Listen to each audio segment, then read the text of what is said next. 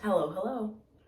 Um, so this is my first time doing a video like this, but I saw a TikTok the other day of someone who does audiobooks as a living, and I was like, I think I could do that. So I'm kind of interested in potentially pursuing that. I don't even know where to begin. From what I saw in her video, it's like you can do it as like a freelance thing. And I think I would enjoy it, and I think I might be good at it. So I wanted to try my hand at reading aloud and see if anybody likes it. I'm not sure how it works, like copyright wise. So I have my book that I wrote. I wrote this when I was 16. So, and I haven't read it since then.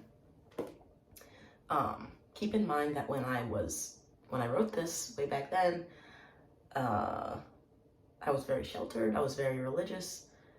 So I honestly, it's probably super cringe at parts. But I'm not gonna get in trouble for copyright because I wrote it. So the title is Crisscross Applesauce. Yeah, I wrote this for NaNoWriMo one year. National Novel Writing Month. Okay, so the back cover I had to get, I was like, you need to have a powerful quote on this cover. So the quote on the back is, if we do not change, we do not grow. If we do not grow, we aren't really living, by Gail Sheehy. And then this isn't correct. I don't know what that symbol is called, but that's not the right way to write a quote. But anyway, a story of friendship where friendship is desperately needed. So I'm just gonna read a little bit. I'm in my bathroom with headphones, because I think there's a microphone in the headphones. And my bathroom is like in the centermost part of my house, my apartment. So I thought it would have the least amount of like background noise. So yeah, we're just gonna see how this goes, and yeah. All right. Oh, I don't believe I put it in chapters. It's in parts, and then it switches perspectives between two boys in middle school, Chasey and Tanner. So those are our two main characters.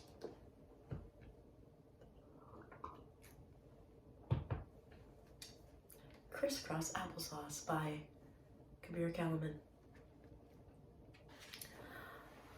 A novel. Part 1, Chasey. Breakfast is the most important meal of the day. At least, that's what the poster in my health class says. I tend to agree. I love breakfast. I'm never really hungry right when I wake up, but eating first thing seems like a decent idea to me. Since today is such a big day, I plan on not eating just breakfast, but a feast. I rush to the kitchen to see what food awaits me. I throw open our dingy little fridge with a flourish. The light flickers half-heartedly and goes out. I sigh. Looks like a bad omen. I lean over and flick the light switch. Nothing happens. I flick it down and up a couple times.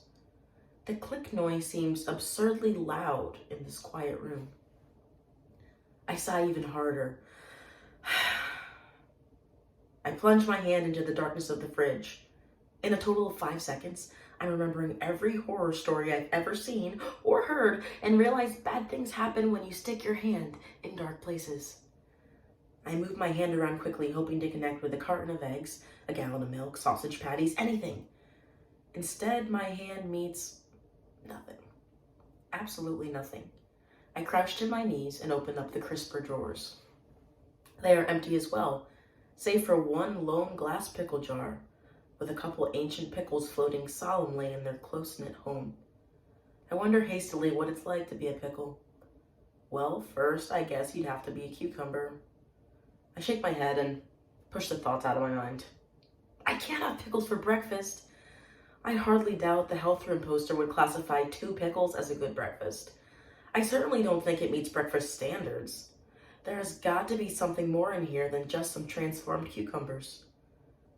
Forgetting everything I know about scary movies, I stick my hand all the way to the back of the fridge, hoping that I missed something. And lo and behold, my hand makes contact with the container. I wrap my hand around it and pull it out excitedly. Is it leftover Chinese? Is it apple crisp in a bowl? Is it Jell-O? I set it down on the crack counter and open the lid tentatively. Inside is a thick red substance. My first thought, oh my God, I'm holding a container of blood. I sniff it, and it doesn't have any of the metallically smell. That's what it says. And it doesn't have the metallically smell that I associate with blood. I dip a finger into the cold gloop and stick it in my mouth. Ketchup. There's a bowl of ketchup. Who keeps ketchup in bowls? Whatever happened to ketchup in friendly plastic bottles, or even those old school glass Heinz jars? I know with a certainty that I will not find anything better in these cupboards, but I go through them anyway. The only thing I find is a thick layer of dust. Darn those borrowers, I whisper to myself. My mom used to always say that whenever something went missing around the house, socks, sewing needles, Mupsy the puppy's leash, couldn't find it? Those darn borrowers must have snuck in again. Mom says the borrowers are like a tiny little family who help themselves to whatever they like. She would just shrug her shoulders and toss her hair and say, "Now, Chasey, we can't be too upset. They need it more than we do." And then she would proceed to tell me a story about the little family and their little adventures. I feel a lump growing in my throat thinking about Mom. I reluctantly pull out the pickle jar. I stare at it for a few seconds, then pop the lid off with a thwomp. I stick 2 fingers into the jar, and out comes a wrinkly pickle. I dunk it a few times into the bowl of ketchup and raise it slowly to my mouth. I plug my nose dramatically when all of a sudden I hear a throat clear behind me. I drop the pickle and it slides slowly down my shirt, leaving a red soggy trail behind it before it slaps on the floor. What on earth are you doing? My aunt stands in the doorway of the kitchen. She's wearing a paper-thin nightgown, and by the looks of the way things are pointing menacingly at me, she must be freezing. I feel my face grow hot with the thought, and I try to keep my gag to myself. I force myself to look at her in the eye. Her eyes are a watery brown, like someone sucked out all the color. Her lips are all pushed together. Reminds me of this cartoon I used to watch, where this goofy cop always grabbed the bad guys by the lips so they would stop talking. "And what are you grinning about? Do you know what time it is? Why are you up and about?" Her voice is cold, and I realize for the start she is not asking me rhetorical questions. I had better answer her before she skewers me to death with her colorless eyes. "I couldn't sleep," I say simply. I hold up my hands like she has just caught me, a nice, innocent boy robbing the Bank of America. I grin and move my shoulders up and down a few times, hoping to get a laugh. "You couldn't sleep?" she repeats slowly. "Yes," I say, wondering if she is slow-minded. "And I was hungry, so I came downstairs to eat. Food." I mime the motions of eating and chewing slowly. I pat my stomach. Food. That you eat." She glares at me. "Drop the attitude, Chasey. Maybe your mother thought it was funny for you to be disrespectful, but I certainly don't." I swallow and look down. Her icy voice melts just a fraction. "What are you eating?" "Well, Aunt Jane," I begin timidly. "Just call me Jane. Adding the extra syllable will take too much time, and I have little time as it is. Just think, every time you call me Aunt Jane, you're just wasting 1 whole second of my life. Add that time together, and in a couple years, that is a lot of time wasted." I can only stare at her, dumbfounded. I really don't think me endearingly calling her by her own name is a waste of anyone's time, but I guess we just have different views of the world. It is also becoming apparent we have different views on the delicious act of breakfast. Oh, okay. Jane, I don't know if you're aware of this, but there's like no food in the house. I bend down to pick up my breakfast. "Pickle?" I say, holding it out to her. It falls limply in my hand. She doesn't laugh. She doesn't even smile. This is not a good sign. I have this theory.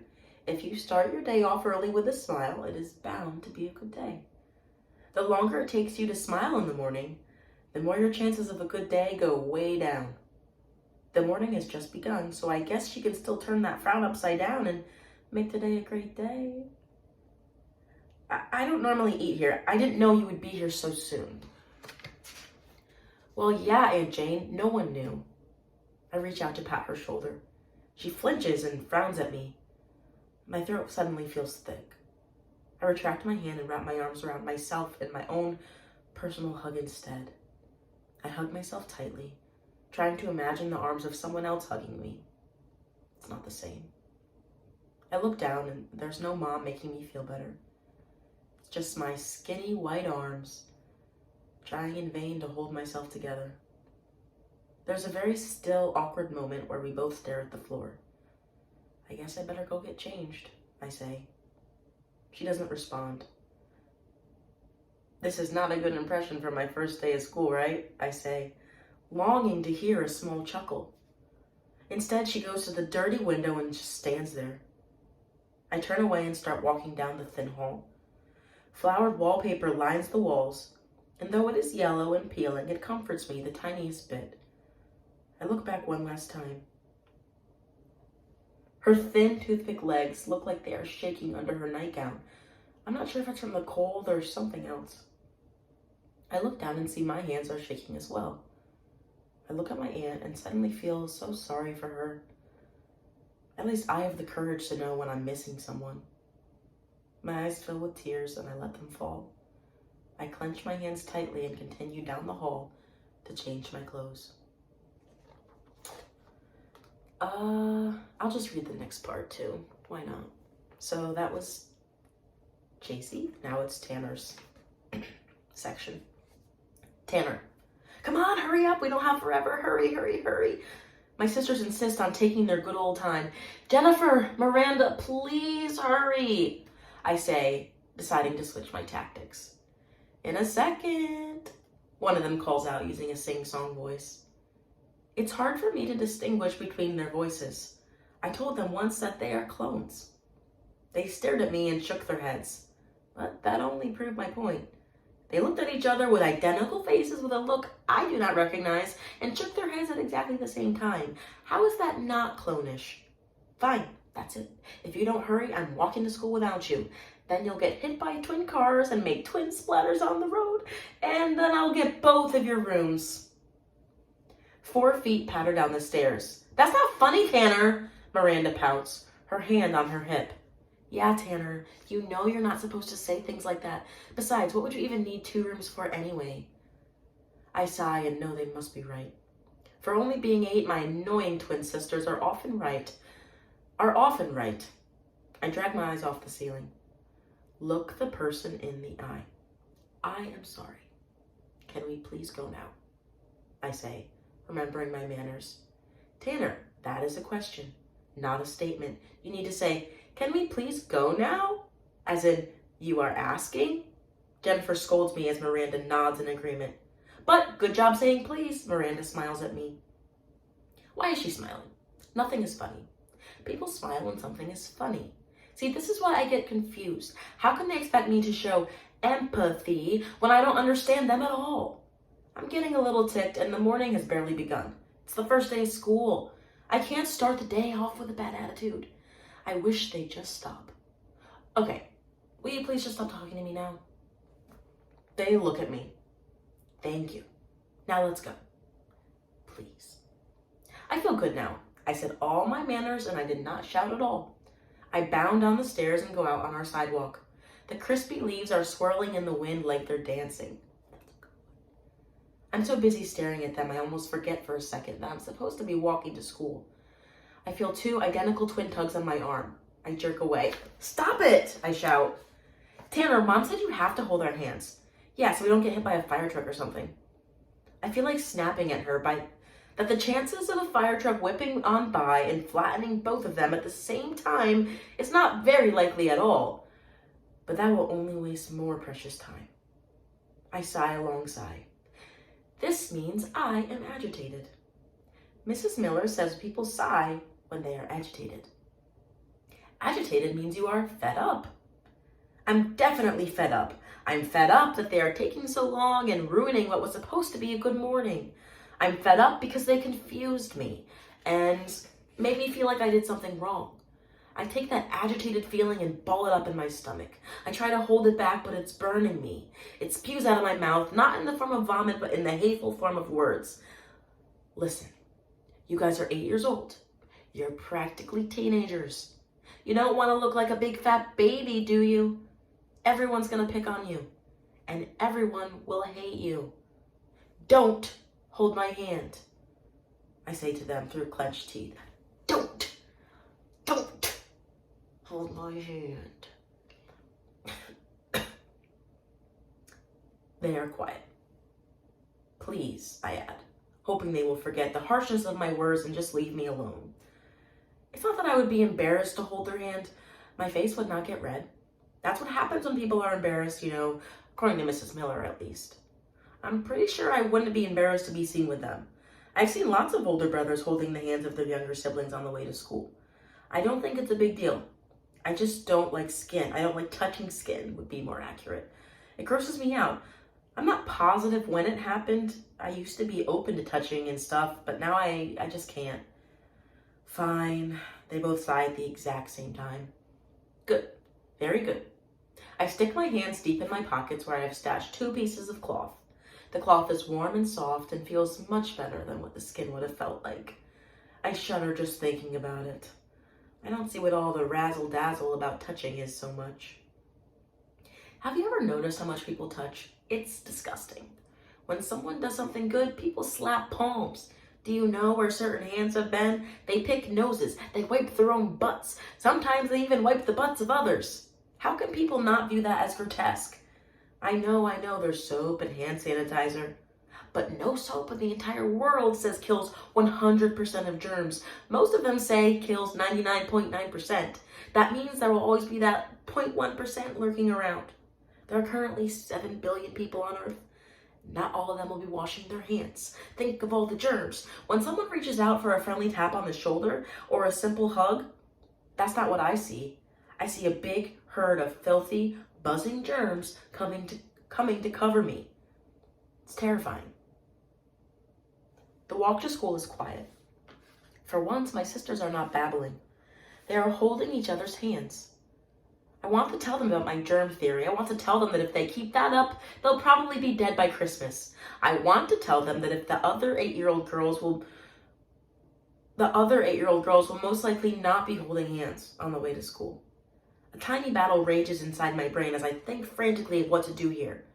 I decide that it is my big brother duty to let them know the error of their ways. I try to be gentle. Why are you holding hands? There's really no traffic. Everyone will laugh at you. They stop talking. I take my breath to launch into the Tanner Mitchell germ theory, but they interrupt. We're scared, they say. Scared? Mrs. Miller never said people hold hands when they're scared. I make a mental note to inform her. Scared of what? That everyone will hate you? It's very likely, guys. You are very loud. No one likes loud. But you don't have to be scared. Just suck it up, really. I think about smiling, but then decide against it. I don't want them to get the wrong idea. School is not a funny occasion. So they shouldn't smile, and if I smile, they will smile. So I hold my smile to myself. I'm being such a good, helpful brother. I can't wait to tell Mrs. Miller. Miranda's eyes get teary. Oh no. Teary eyes are not good. They're not good at all. My heart starts going all pumpy. Pumpy heart means I am panicking. I do not like panicking. I close my eyes and try to clear my head of her wet, drippy eyes. All of a sudden, I feel a great gust of wind and a loud honk sound. The noise hurts my ears. I look up and see a big truck barrel past. Tanner! My sisters are yelling my name. Sorry if that was too loud. They're being loud again. I don't like it. I start to run and don't stop till I reach the front steps of the school. And that is the beginning of this book. I was going to read it by chapters, but like I said, it's not organized that way. So yeah, tell me what you think. My notes for myself are this. Well, I guess in an audiobook, you really can't see where my eyes go, but I think my eyes are kind of all over the place. other notes do I have for myself? I think it would be important for me to really distinguish between the two characters, so that when I'm not like saying this is Chansey. What the fuck's his name? Chauncey. Chasey. But I'm not saying this is Chasey, this is Tanner, so that the audience really knows which character is speaking. So that's something I can work on. And of course, in an actual professional audiobook reading, any mistakes would be edited out, or I could do multiple takes, but this is just, a cold read, and I'm not going to edit it. I'm just going to put it out there and hopefully get some feedback. Yeah, so I might do this more because I had a nice time doing it. Cool. All right. Good night or good morning, wherever you are in the world. And I'll see you next time.